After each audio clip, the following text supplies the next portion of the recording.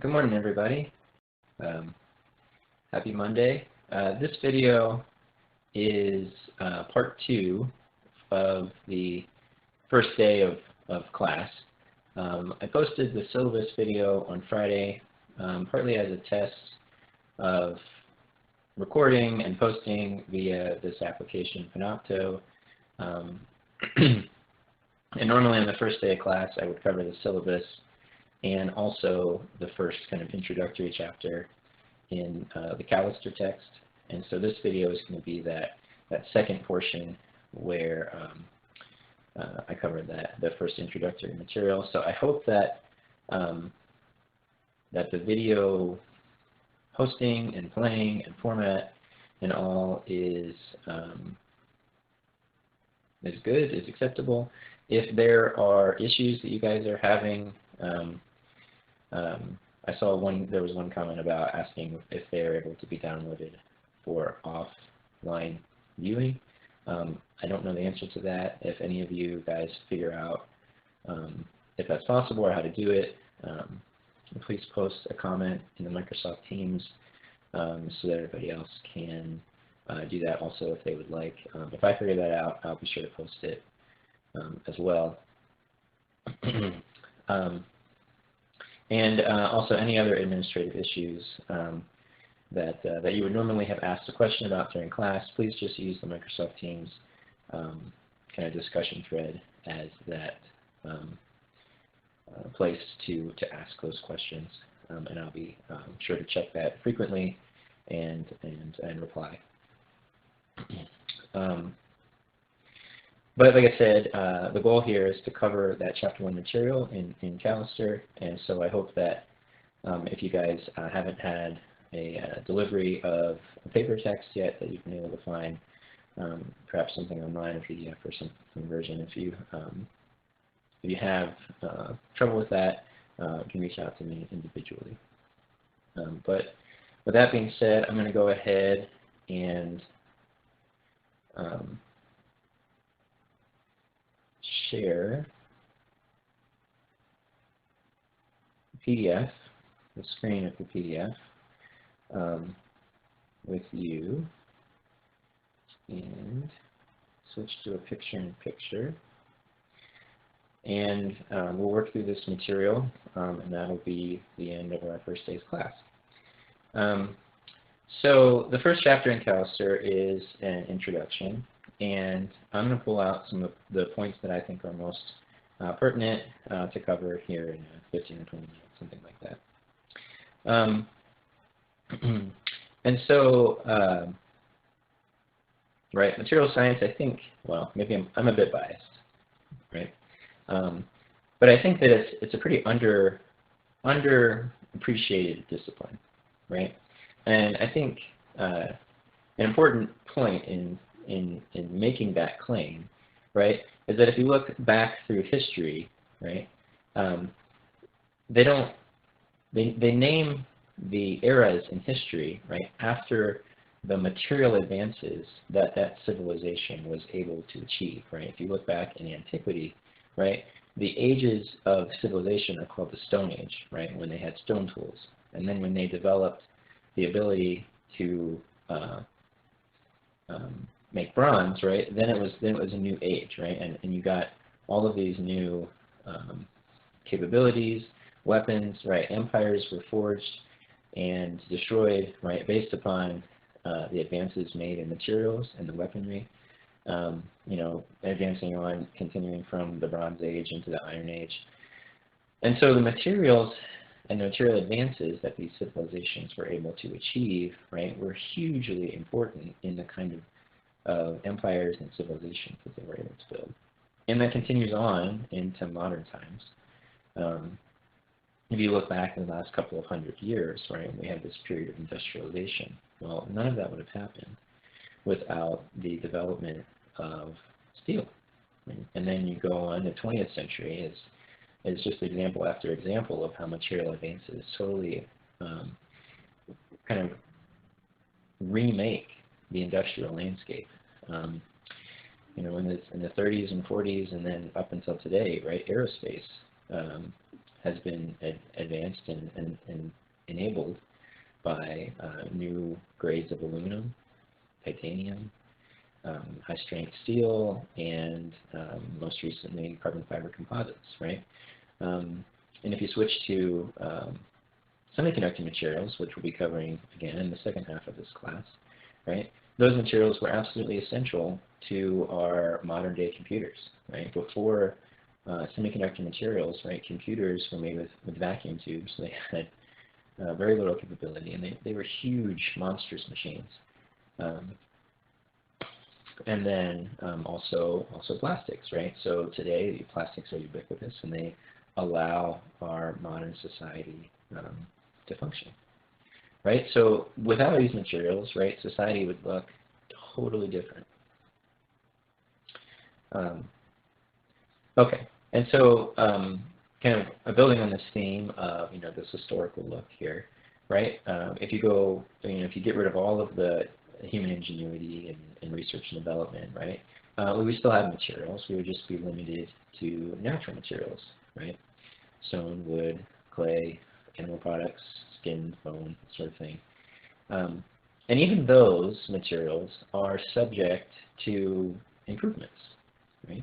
And those improvements are made through processing, right? You can take clay and make pottery by firing it in a kiln, right? That firing is a process. It's a thermal treatment, right? And as we'll see throughout this course, right, thermal treatments are one of the main processing tools that we have to change material properties. Another one is illustrated there. Is taking copper, which you can find, copper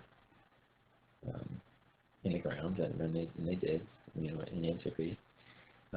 And by alloying it appropriately, right, you can greatly increase the hardness and strength, right, and give you bronze. So that's an example of another technique that we have for tailoring materials, and that is by alloying it, by adding in specific amounts of very specific impurities, right, to improve the material properties of that metal, right. And the same thing here also with going from iron to steel, right. The difference there being is that copper is alloyed with another metal, whereas iron is the impurity is not a metal; it's actually a non-metal.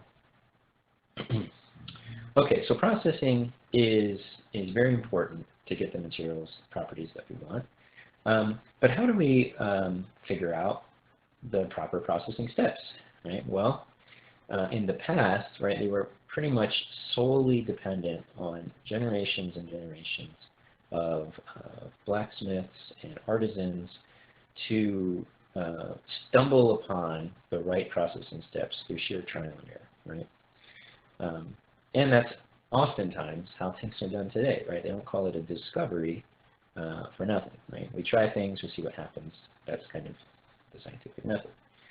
We try to be as smart as we can, but sometimes you get surprised. But today, despite that, right, the goal today is not so much to just try a bunch of stuff and see what works, although that's what happens sometimes. Today the goal is to understand the link between the material structure or microstructure, right, which we can observe. If you were in my class last quarter in Material 680, right, we went through many different techniques for making those observations at a very small scale of these materials, right? So if I can observe what the microstructure is of the material, and I can link that to the properties that I then measure for that material, I can start to understand the linkages between certain microstructures and certain properties, right, which allows me to develop the right processing steps to give me the right structure that provides the right properties that allows me to make something that has the performance that I want. And so this kind of forms the basis for a common thread throughout this text, right? And that is helping to build the connection between the processing steps, the resulting structure, how that structure gives you certain properties, and then how engineers can use materials that have those properties to make things that have certain performance, right? Those materials will perform in a given application because of the properties they have due to their structure that was produced through a particular set of processing steps. So what do we mean by structure? Well, generally, we're talking about how the atoms are arranged internally, and we can talk about atomic arrangement kind of at different length scales, right? So at the smallest, you have subatomic, I suppose, which would be within an atom, but we're not going to worry about that so much here. This is not a nuclear physics class. So the smallest level of internal arrangement that we would be concerned about here is atomic arrangement, right? So where are the atoms and molecules in relation to each other, right? Which atoms and where?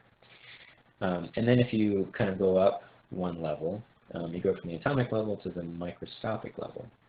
Now, here we're talking about organizations of larger groups of atoms, right? So, the microscopic is kind of referring to features that can be seen with a microscope, right? Whether that's an optical microscope or a scanning electron microscope, right? We're not able to see individual atoms, right? We're looking at groups of atoms. And then if you go up another couple of orders of magnitude in scale, right now we're talking about perhaps things on not the micron level, but maybe the millimeter level, right? Something that you could see with your naked eye. Right, and so we have structure. What do we mean by property, right? So there's lots of different things we might call a property of a material. And what we're talking about is the type and magnitude of a material response to some external stimuli, right? So that external stimuli could be a load, right? We're talking about mechanical strength of a material, right? It could be conductivity, where we apply a voltage and measure the flow of current through a material. It could be thermal, magnetic, optical, deuterative, right? These are all properties of a material that, well, first of all, that vary across different classes of materials, and also that we care about, right? So for example, thermal, we might want something that has a very high heat capacity to act as a heat sink, right? We might want something for a particular application that actually has a very low heat capacity so that it heats up and cools down very rapidly, or very low thermal conductivity that could act as an insulator, right? Keep heat where we want it. And an important thing to note is that with all these material properties, right, we want to define them such that they're independent of shape or size, right? So you might talk about mechanically, right? How much load can a structure support, right? Well, that is dependent upon the size and shape of the structure, right? But for mechanical properties, we're not going to look at, say a load that something could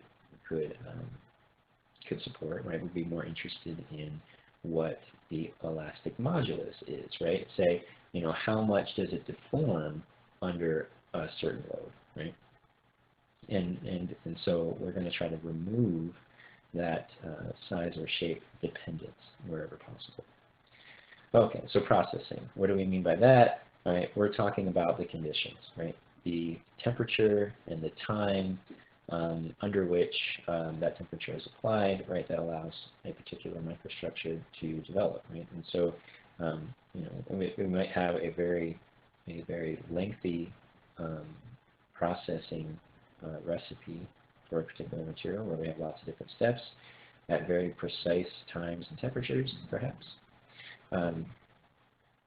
Right, but it's that recipe that we're talking about when we're talking about processing. And then obviously the performance would be what the part is able to do, right, because of the material properties that it has.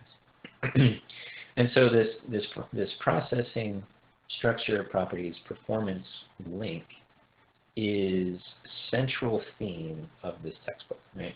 And to draw those connections, Callister has provided tables that look like this for several different main classes of materials, right? And it helps to make the connection across all of these different chapters for different materials. So for example, here we have one for steel, right? And so we have the processing structure, properties, performance, kind of evolution for steel.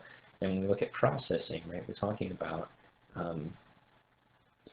thermal processing information, right? So we have isothermal transformation diagrams, meaning how does it transform as we change the temperature, right? What are the structures that build or that form at various temperatures for various amounts of time, right?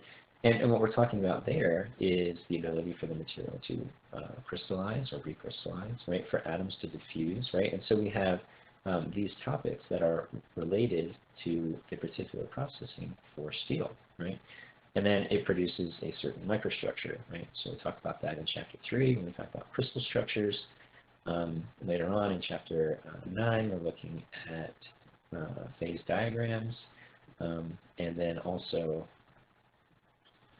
other microstructure in Chapter 10. And right, a certain structure is going to produce a certain set of properties, right? So the properties of steel, particularly the specific strength, the ductility, are dictated by the alloying elements, right? So in Chapter 4, we'll look at solid solutions, and also the dislocations, right? So as you disrupt the crystal structure in an iron alloy, right, those disruptions actually prevent it from yielding, right? So talking about impeding dislocation movement, right, which is tied in with the mechanical properties that we would get from steel, right? And then at the end, right, so we have performance, which is later on in the text there in Chapter 11. They talk about some of the applications for steel alloys. And Callister also draws a distinction between what he calls material science and materials engineering. And that might seem a bit like splitting hairs. But the main difference, right, is that material science is kind of what it sounds, is more basic science, right? They're doing investigations to figure out, okay, what is the link between a particular structure and a particular property? And how do we make new materials? And then materials engineering, right, is kind of handed off from material science, right? So they develop, they investigate a certain link, and then they say, okay, so take this information, materials engineer, right, and develop the processing techniques to do it efficiently, right, on a mass scale, and then take that new material and design structures and make new products with it, right? And so here this ties in, to another part of this course, which is selection. Okay, so I have a particular product I want to make, and it has certain requirements. And that drives the material that I'm going to make it out of, right? So when I select the material, right, some questions that I need to ask, right, are, well, first of all, what is the function of this product, of this object, right? What does it need to do? And what properties are most important? Because in reality, you're not going to be able to pick a perfect material, right? And so you need to figure out which properties are most important and then optimize for that. And then, especially today in terms of economics, right, there's the question of, okay, well, how long does it last, right? Do I need to replace this every year? It's going to last 10 years. Will it last indefinitely? And that, that brings into issues of, fatigue life and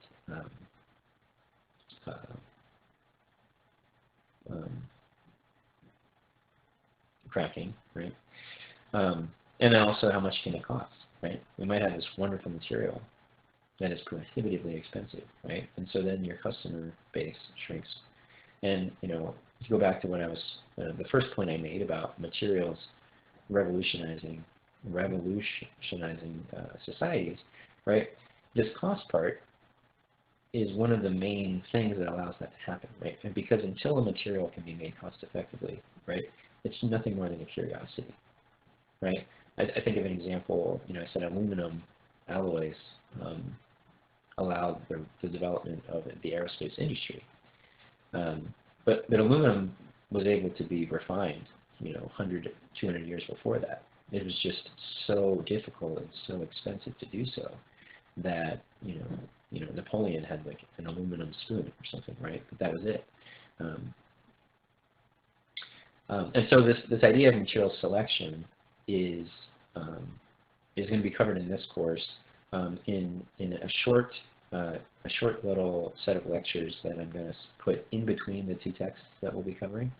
So after we finish with Callister and we have a good handle on a lot of the basic material properties, at least for structural materials, then we're going to flip over and do a couple of lectures that are based on a book by Ashby called Material Selection and Mechanical Design.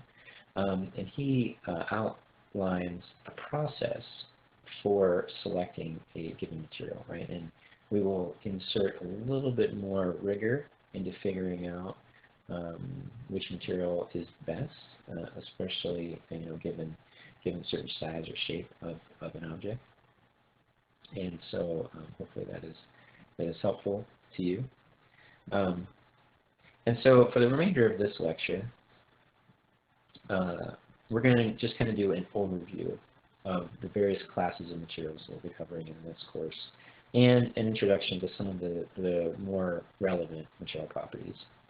And Callister provides these handy charts that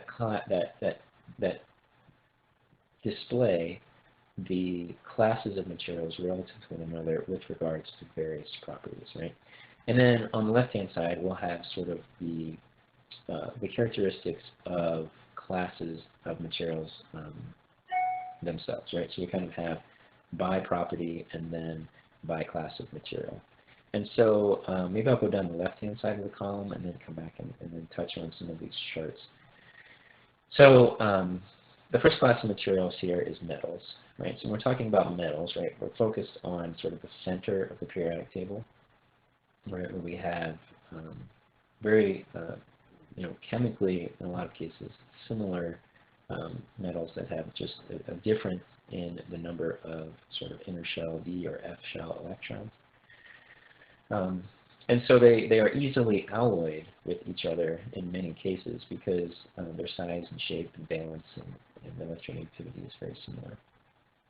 And so you can have a lot of alloying options with metals. They are crystalline, right? So you're going to form crystals, mostly, as we'll see later, BCC, body-centered cubic, and FCC, face-centered cubic. Maybe a little bit of hexagonal close packed. And this is due to the fact that they have very similar valences, and their electrons are not, their valence electrons are not held very tightly. And so you get these crystalline structures that are kind of the result of how densely you can pack together hard spheres. And so they pack together very densely, right? So metals are characterized by being dense. They're also stiff and strong, and then they can be ductile.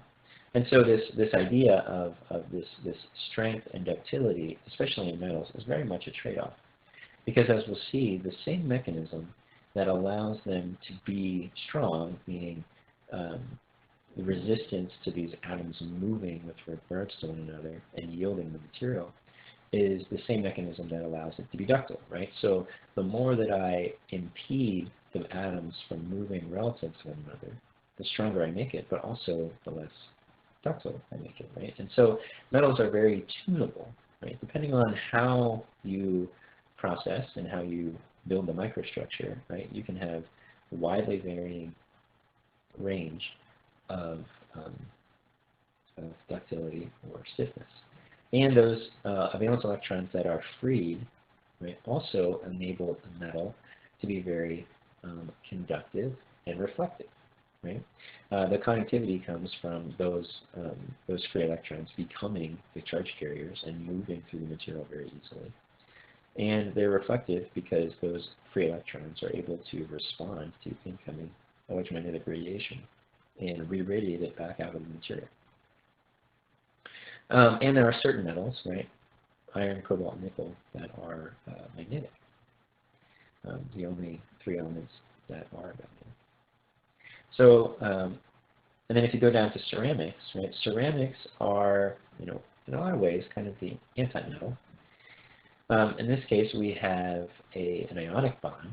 So we've got a metal that would be from, say, the left side of the periodic table, right, that combines with a non-metal, right? So that would be from the far right side of the periodic table. And because there would be a large difference in electronegativity, meaning the ability or the desire for a particular atom to either gain or lose an electron, we have ionic bonds, typically oxides, nitrides, and carbides, right? So you can see there would be the nonmetal would be oxygen, nitrogen, or carbon. And these ionic bonds are very strong, resulting in a very stiff and hard material.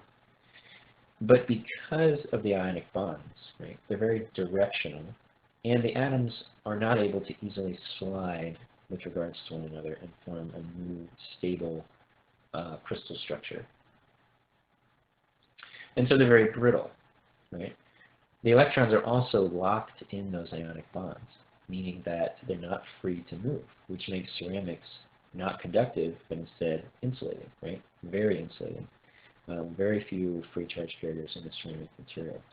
And the ionic bonds is also very strong, giving them high temperature resistance.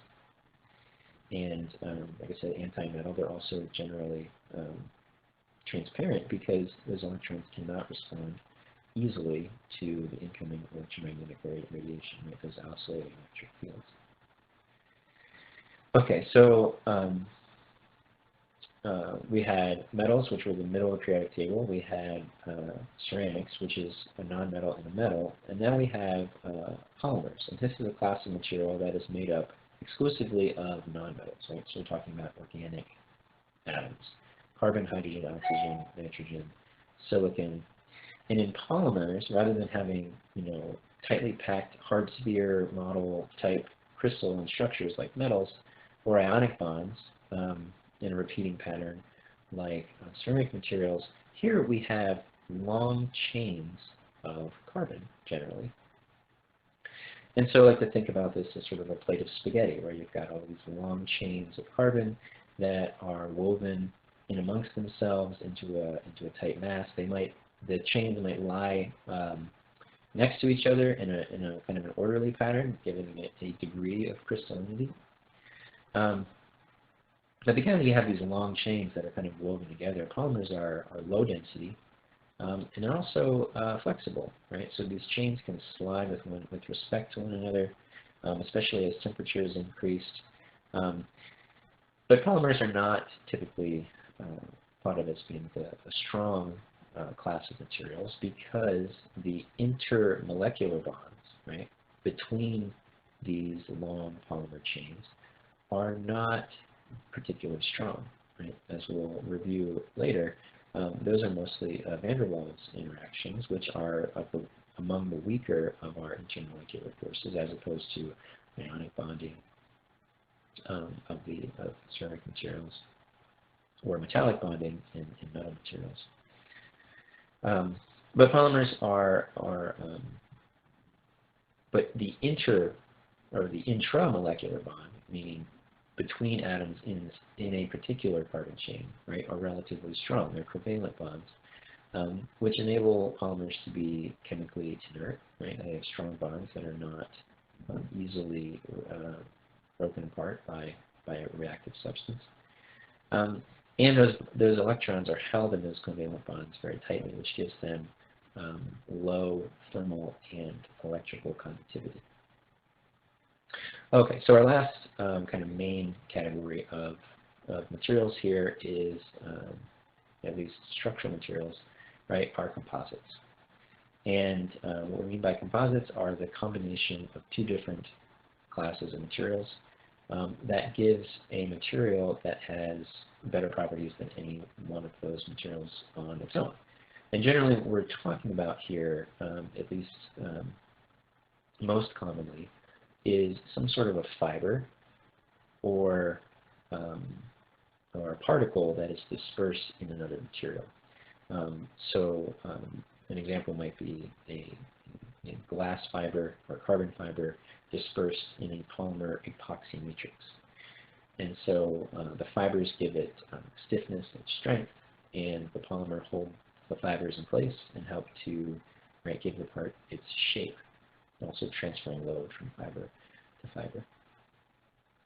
Okay, So those are the classes of materials that I'll cover that in depth, that Callister covers in depth. So if we go back to the top here and we go down the right side, we'll look at these classes of materials with regards to its various properties. Now, some of this I've already talked about in reviewing the classes of materials, but what I want to talk, just kind of review just real quickly and point out that all of these charts, right, have a logarithmic y-axis. And so it makes them appear like they have a much closer overlap, right, amongst these different classes of materials. But there's actually quite a wide range in a lot of these properties amongst these classes of materials, right? We're talking about orders of magnitude as we move down the y-axis, not just linear decrease. And so, like we said, for density, right, metals are the most dense. They pack the closely together. Ceramics are next, and then we have polymers, which are relatively low-density materials. Right, composites are generally polymer-based with a metal or ceramic, maybe not so much metal, but with a fiber reinforcement. Right, so that might make them a little more dense. But on a specific, right, on a strength per weight ratio, right, the composites are just as good in some cases as a metal or better. Okay, so the next chart here is stiffness, right? So we're talking about the elastic or the Young's modulus, right? That means how much does it yield in regards to a certain stress. And so this is kind of what we think about in terms of strength. Elastic modulus is a good measure of resistance to deformation under load, right? It's referring to the deformation that is not permanent, right? That can be recovered, which is generally more useful as a design parameter since you don't want your part to deform during normal use. And so you see here that the elastic modulus is very high for both metals and ceramics, right, and also composites, but low for polymers.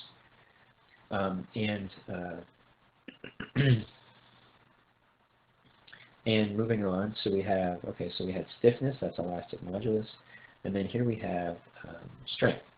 So it's not so much the slope of the stress strain curve, or the relationship between load and deformation, but here this would be sort of the maximum stress that a material can withstand, right, before it yields. So as I move up that slope, eventually I reach a point where the slope changes, right, where I start to deform the material, where it bends or it stretches, and that's permanent. And so we see here that the strength, right, the tensile strength is highest for metals, some composites. Ceramics can have very good tensile strength. The big difference here, mechanically, between metals and ceramics is that metals are ductile, ceramics are brittle, right? And so when you reach the strength limit of a metal, it will deform. When you reach the strength limit of a ceramic, it breaks, right, catastrophically. Okay. And that's reflected here in this next chart, resistance to fracture, right? So the fracture is what we talk about. What I mean when I say that catastrophic failure is you have fracture into two pieces, and you see here that ceramics are way lower in resistance to fracture, right? Much more likely to get a brittle, sudden failure in a ceramic material. Metals are the opposite, right? They're very ductile, and so you can get progressive yielding deformation of a metal, so it's much more resistant to fracture, much tougher. Composites here have a very wide range, right, depending upon what composite you're talking about, right? You have highly engineered composites, carbon fibers, as opposed to sort of naturally occurring composites, which is what we're talking about when we have wood. Right, wood, we have a cellulose and lignin kind of composition. Kind of moving away from the mechanical properties, right, we have electrical conductivity. Now here, and I want to point out again, the y-axis, right? We're talking about a huge range in properties here, right? I think this might be the property that has the largest range of anything that we can measure, right? And we have this huge difference here between metals and ceramics, right? Metals, I said a few minutes ago, have free electrons, right? So the valence electrons are not tied to any one particular metal atom. They're free to move around the entire material kind of as a sea of electrons. And so there's many, many carrier electrons to move in regards to any applied voltage, and they're very conductive. Ceramics and polymers, right? Ceramics have their electrons locked up in ionic bonds. Polymers, their electrons are locked up in covalent bonds, and so they aren't going anywhere, right? If I apply a potential, there are no free electrons to move. And semiconductors, like the name implies, are in the middle, right? They're semiconducting. It's not as high as metals, but not as bad as ceramics. And the second half of the course, right, we won't talk so much about why it is semiconducting, right? That was covered in Insurance 560 for those of you who took it last fall. But we'll be talking about how semiconductors are processed, right? How do we make large semiconductor crystals, and how do we make these materials into industrially useful devices? Okay, now that's the end of the charts. So that covers sort of the main classes of materials as kind of traditionally presented. And this last page covers, sort of a little bit of kind of the emerging materials, which I won't cover in depth in this course. I have 2 lectures planned at the end talking about nanomaterials. But when we're talking about nanomaterials, like what do we mean, right? Well, we're talking about materials that have defined dimensions on the nanometer scale, right? Now, 1 nanometer, right, is 1 times 10 to the negative 9 meters, right? So you have 1 billion nanometers in a meter. It doesn't have to be that small to be considered a nanomaterial, right? I think the general threshold is somewhere around the order of 100 nanometers. So we're talking about, a fraction of the wavelength of visible light. And nanomaterials are characterized by dramatic property changes, right, as particle sizes decrease. And that's an example that I have here. So these pictures are showing solutions of gold nanoparticles of different sizes, right? And so you can see here, as you decrease the size, right, you get a change in the optical properties, right? The color of the suspension here of these gold nanoparticles changes as their size changes, right? So, I can get a different optical property based upon the dimensions of this nanomaterial. You also can get dramatically different reactivity and conductivity, right? The reactivity comes from the fact that generally reactions are only happening at the surface of a particle. But as I go smaller and smaller and smaller, my surface area to volume ratio just explodes, right? At a certain size, right? Basically, every atom in the material is a surface atom, right? Or is not too far away from the surface where a reaction can occur, right? And so, traditional macroscopic reactivities that we are used to for different materials are very different when we have nano-sized particles. Same thing with conductivity. You have to have a certain number of atoms participating in order to have a sea of electrons, like you would in metal. And so since the properties are so different, the properties are different, right? We also build nanomaterials kind of with a different approach. Generally, with traditional materials, we kind of have a top-down, right, where we start with a big chunk of material, and then we process it in certain ways to create finer structures, to create microstructures within that material. With nanomaterials, we're able to take kind of a bottom-up design, where we are building the small details and then putting larger groups of atoms together afterwards to create structures and devices. And nanomaterials, right? So it's a new field. There's a lot of exciting different applications and new capabilities, perhaps. And so you're going to see a rush to apply these things in areas where they provide enhancements. And in a lot of ways, right, that is going to outstrip our ability to understand the implications of that use, right? So, we don't really know what level of toxicity some of these nanomaterials might have in the environment or in the human body. It's a bit of a wild west, right? So we're kind of learning as we go, and some of those studies are being done along the way. Okay, so that I may have run over maybe one of the factors of posting a video and not giving a lecture is that when I get to 50 minutes, no one's waiting in the hallway to kick me out. So if I went a little bit over, I apologize. My goal was to just do 20 or 30 minutes. It looks like I did about a little bit over 40. So, but I hope that kind of having a little bit more time to talk through some of these different, this introductory material helps to kind of set the stage for the chapters that will follow. Tomorrow, the video will be on Chapter 2, so we're going to go back and briefly review the periodic table and build up from there. Talk about atomic bonding and work up to crystals. Some of this is reviewed, especially for those of you who are in my fall class, but it's foundational, and so I think it's worth covering again, especially for those who are not in my fall class. So again, I also apologize for this video being posted a little bit late.